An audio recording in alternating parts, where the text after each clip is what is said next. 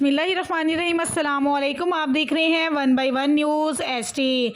खबर शामिल करते चलें डेरा मुराद जमाली से, जहां डिप्टी कमिश्नर नसीराबाद अजहर शहजाद का तारीखी इकदाम सस्ते रमज़ान बाज़ार में 70 से 30% सब्सिडी की वजह से अवाम ने मार्केट को लूट लिया। हर सब्ज़ी 20 रुपये किलो, 270 रुपये किलो चाय पर सब्सिडी बढ़ा और बकरे का गोश्त पर 350 रुपये फ़ी किलो सब्सिडी, आटे पर 900 रुपये फ़ी मन सब्सिडी दी गई। बड़े पैमाने पर सब्सिडी का सुनते ही अवाम का सैलाब उमड़ आया।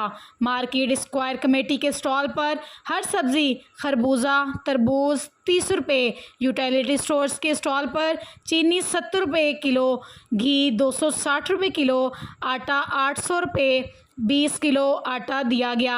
तहसीलदार डेरा मुराद जमाली मीर कामरान खान, रेसानी चीफ ऑफिसर हाजी खान, जुनेजू बाबू असगर, रनमटन यूनियन के सदर मोहम्मद रहीम लेहड़ी, अंजुमन ताजरान के सदर कामरेड ताज बलोच, होलसेल के सदर अमीर जान मिंगल, बीफ मटन यूनियन के सदर दीन मोहम्मद लेहड़ी समेत दीगर ने मुआयना किया। कीमतों को इस्तेहकाम रखा गया।